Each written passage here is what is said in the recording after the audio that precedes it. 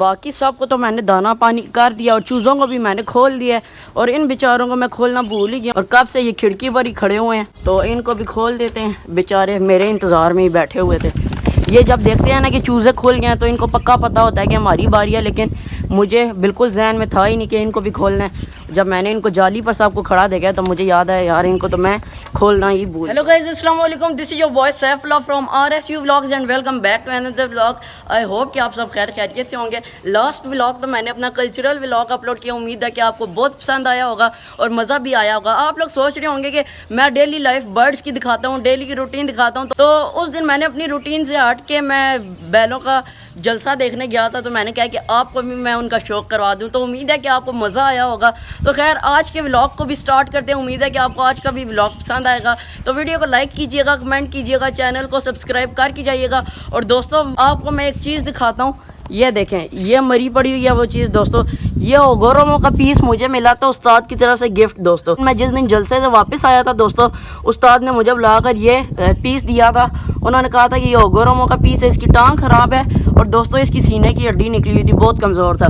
उस्ताद ने कहा कि इसको जाकर अपने छत से उड़ा देना। तो जब मैंने इसको देखा तो इसकी तो उड़ने वाली भी हालत नहीं थी, बिल्कुल हाथ पे ऐसे बैठ जाता था, खुद उल्टा होकर सीधा भी नहीं हो सकता था दोस्तों। तो खैर मैंने कहा कि किस्मत आजमाते हैं, लाकर मैंने यहाँ पर रखा है इसको, यहाँ पर ऑस्ट्रेलियन के केज में दाने के बर्तन में रखा है ताकि ये दाना भी खाता रहे और पानी भी इसको पिलाता रहूँ। और साथ में मैंने इसको थोड़ी सी ट्रीटमेंट भी किया और कतरे डाले हैं। और कल सुबह जब मैंने इसको मेडिसिन दिया दोस्तों, तो मुझे थोड़ा सा ये यकीन हो गया था कि ये ठीक हो जाएगा दोस्तों, क्योंकि इसने अपने आप को हिलाना झुलाना शुरू कर दिया था, इधर उधर उड़ने की कोशिश कर रहा था। तो मैं जब आज ऊपर अपने सेटअप पर आया हूँ तो ये मुझे दाने के बर्तन में मरा हुआ मिला है। तो मुझे तो पता था कि ये बेचारा मर जाएगा, क्योंकि इसकी हालत ही नहीं थी कि ये किसी तरह ज़िंदा रह सके दोस्तों। और जब मैं आया हूँ तो जब मरा देखा तो मैंने इसको बाहर निकाल कर रख दिया। अभी मैं उस्ताद को भी बता दूंगा कि ये बेचारा मर गया।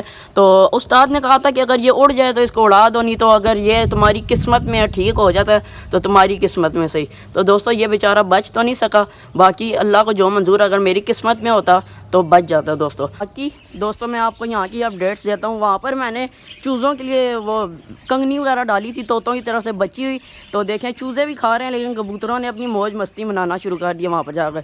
और वो देखें दोस्तों छोटा वाला बच्चा भी अब खुद खाना शुरू हो गया।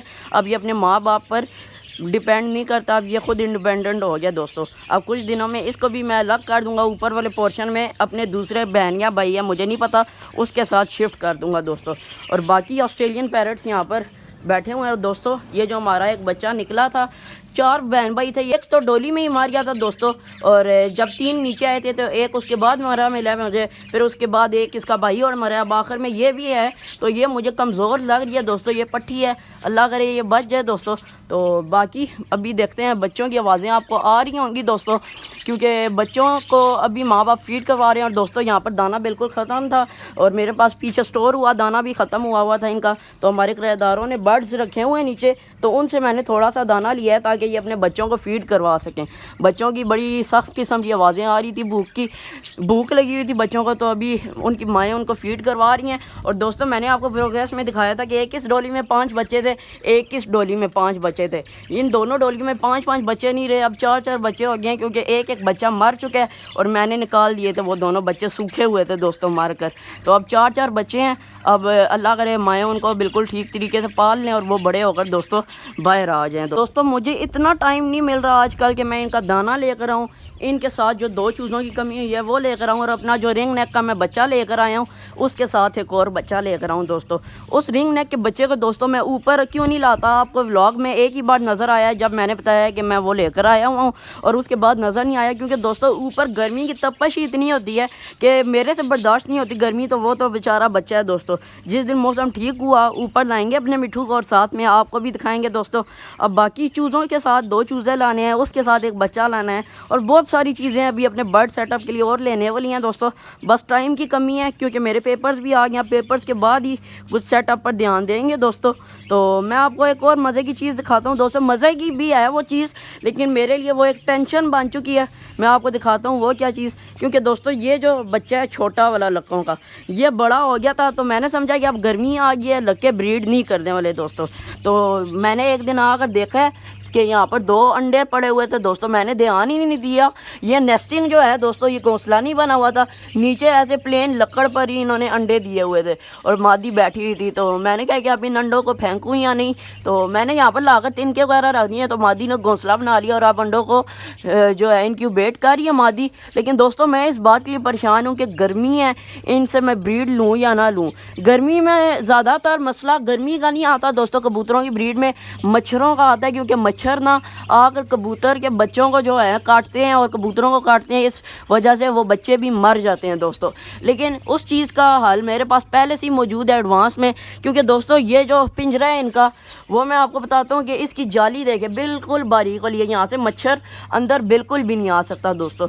बाकी बात रहेगी गर्मी की, अब मैं देखता हूँ गर्मी का इनका कोई हल करूँ या अंडे इनके फेंक दूँ। अब मैं इस बात में कंफ्यूज हुआ हूँ, डबल माइंड हुआ हूँ दोस्तों। मेरे से बिल्कुल फैसला नहीं हो रहा कि मैं अब इनके अंडों में से बच्चे निकलवाऊँ या ना निकलवाऊँ दोस्तों, क्योंकि अब जून बिल्कुल आने वाला है। आज 24 तारीख होगी या कुछ दिनों बाद जून स्टार्ट हो जाएगा, फिर जून के दिनों में भी ये अंडों को कुछ दिन इंक्यूबेट करेंगे, फिर जाकर बच्चे निकलेंगे दोस्तों। अब मैं ये सोच रहा हूँ कि क्या किया जाए इन अंडों का। तो बाकी अभी मैंने इनको खोला, गंद हद से ज़्यादा इनके केजेस में पड़ा हुआ है। वही बात है, टाइम की इतनी कमी है कि ना इनकी सफाई मैं कर सक रहा हूँ और ना ही मैं इनकी बाज़ार से चीज़ें लेकर आ सक रहा हूँ दोस्तों। तो बाकी बस मैं आता रहता हूँ छत पर, बस इनको दाना पानी डाल के चला जाता हूँ, और कोई बर्ड किसी को मसला होता है उसको दवाई शाई देकर चला जाता हूँ दोस्तों। इस जो मादी पट्टी को पता नहीं क्या हुआ है, आंखें बंद कर करके फिर ये अभी देखें, ये देखें, अभी मैं इसको ऐसे ऐसे कर रहा हूँ, छेड़ रहा हूँ तो ये इधर उधर जा रही है, लेकिन जब खुद बैठी होती है तो परों में मुंह दे लेती है। पता नहीं क्या मसला हुआ है इसको आजकल।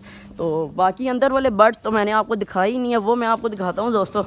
हमारी एग्जीबिशन और रोगो एज़ यूजुअल अपनी मौज मस्ती में लगे हुए हैं, क्योंकि इनके बॉक्स तो मैंने उतार दिए थे, दाना पानी मैंने इन सब को फ्रेश कर दिया दोस्तों। इस पेड़ को मैं कॉलोनी में छोड़ना चाह रहा हूँ। एक मसला तो ये है कि इसको मैंने इसलिए भी नहीं छोड़ा कि सबसे पहला मसला कि ये पेड़ जो है इसने ब्रीड की हुई है, इसको कंपनी देने के लिए मैंने ये पेड़ यहाँ पर रखा हुआ है। और अगर इस पेड़ को मैं कॉलोनी में छोड़ भी दूँ दोस्तों, तो सबसे ऊपर जो ब्लैक डोली है उसमें मादी ने 4 अंडे दिए हुए हैं, और ये मादी जो है वाइट कलर वाली, ये शुरू से आदी है, सबसे ऊपर वाली डोली में अंडे देती है, और ये ब्लैक वाली डोली हमेशा अपनी पहचान लेती है। और अगर इसको मैंने उधर छोड़ दिया तो इसने उसके अंडों को भी तोड़ देना है और उसको भी मार देना है। मुझे बस इस चीज़ का डर है। तो अभी मैं यही सोच रहा हूँ कि इसका क्या किया जाए, इसको छोड़ूँ या ना छोड़ूँ।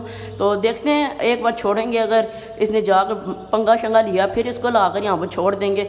बाकी दोस्तों इसने 2 बच्चे निकाले हुए हैं, और इस बेचारे जोड़े पर वैसे ही लोड पड़ा हुआ है यहाँ पर बच्चे पालने का। तो 2 बच्चों के पीछे ये खप रहे इतना ज़्यादा, तो मैं यही टेंशन में लगा हूँ कि इन सब को कैसे मैनेज किया जाए दोस्तों। इन सब को मेल्स फीमेल्स भी अलग करने हैं, इनके जो सीज़न ऑफ करने के लिए जो इनके जोड़ों को अलग अलग करना है, वो काम बहुत ज़रूरी है दोस्तों। मेरा जहाँ तक दोस्तों एक्सपीरियंस कहता है, मुझे लगता है जो पहले वाला बच्चा है लक्कों का बड़ा बच्चा, वो अपने बाप पर गया है, और ये जो नया वाला बच्चा है ये अपनी माँ पर गया है दोस्तों। क्योंकि बाप की दुम थोड़ी क्लोज टाइप की है और बॉडी स्ट्रक्चर भी इसी टाइप का है, और जो माँ है उसकी दुम थोड़ी खिली हुई है, जैसे कि इसकी पूरी ब्लैक टेल है और सही ऊपर तक लेकर जाती है दुम माँ इसकी दोस्तों। तो ये माँ पर गया है और वो बाप पर गया है दोस्तों, दोनों मुख्तलिफ हैं। और इसकी सही ब्लैक दुम है दोस्तों माँ की तरह, और उसके दुम में बाप की तरह वाइट कलियाँ हैं। बाकी दोस्तों आज के व्लॉग के लिए इतना ही। उम्मीद है कि आपको आज का व्लॉग पसंद आया होगा। पसंद आया हुआ तो इस वीडियो को लाइक कीजिएगा, कमेंट कीजिएगा, चैनल को सब्सक्राइब करके जाइएगा। तो मिलते हैं आपको किसी अगली वीडियो में किसी अच्छे और नए टॉपिक के साथ। तब तक ले अपने भाई RSU को दीजिए इजाज़त, और अपनी दुआओं में बहुत सारा याद रखिएगा दोस्तों। अल्लाह हाफिज़।